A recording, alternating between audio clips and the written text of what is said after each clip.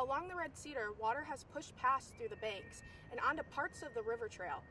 Levels have been rising through the day, and with more rain in the forecast, spots like this could stay underwater longer than usual. 15th, this new recreation center opens its doors, giving students and residents more space to work out and gather. The hope is that it becomes a true community hub as people start exploring everything inside. 4th, the price of an off-campus dining swipe goes up to $10, a 50-cent increase from this year. For students who use these plans often, even a small change like this can add up as they budget for the next semester. Right next to the Communication, Art, and Sciences building has reshaped this whole walkway. Fences, equipment, and detours are now part of the daily route for students moving through this side of campus as the project continues. While lawmakers work inside the Capitol, many young voters say their political education is happening somewhere else entirely, online.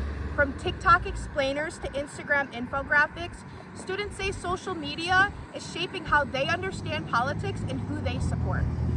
Michigan State students are counting down the final weeks of the semester, and many say they are more than ready for a break. With exams quickly approaching, stress levels across campus are rising, and that's only making summer anticipation grow. Gas prices are rising, not just here in Michigan, but across the country.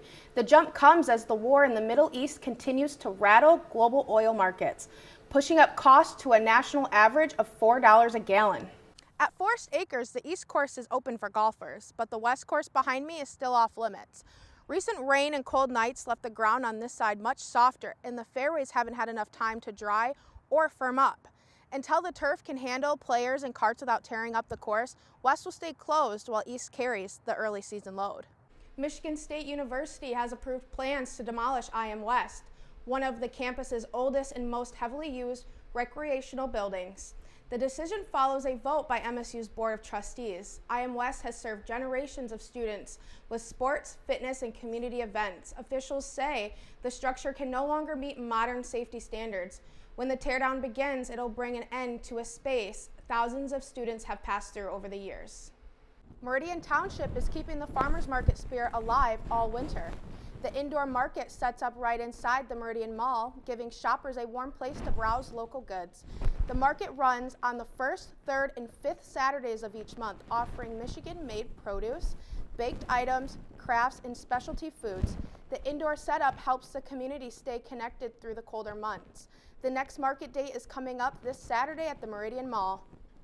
Students packed into the Union last night for the university's activity board's open mic event titled Mics and Mics. Performers took the stage with music, poetry, and comedy while the crowd lined up for free Jersey Mike's subs. Energy built through the night as students cheered on their friends and showed off their talents. The night ended with laughs, loud applause, and a crowd that didn't want to stop the music. Thanks so much for joining us in the Spartan Newsroom. I'm Ben Shearhart. And I'm Ariana McDaniels. We'll see you next week. Michigan State has released its 2026 football schedule, and several key matchups will take place at Spartan Stadium. MSU football opens up the season with 2 home non-conference games, giving the team an early stretch in East Lansing. MSU also hosts Washington, Oregon, and Wisconsin during the Big Ten play, bringing multiple high-profile opponents to campus. Overall, the home schedule provides a range of competitive matchups throughout this fall. It's a new year, and January is bringing a lot of promise for book-to-movie adaptations. The debut of People We Met on Vacation, based on the best-selling novel by Emily Henry, starts the year off with the reminder of summer warmth in the midst of the snowy winters.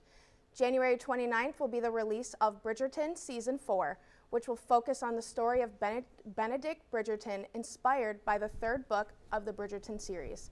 By Julia Quinn, An Offer from a Gentleman. Gentle readers, you will not want to miss the Cinderella retelling.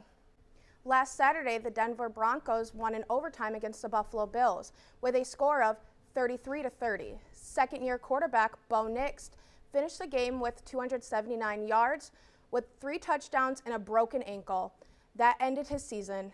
This Sunday, Jarrett Stidham will start in the AFC Championship game against the New England Patriots. Tune in at 3 p.m. to see which one of these teams will play in Super Bowl 60.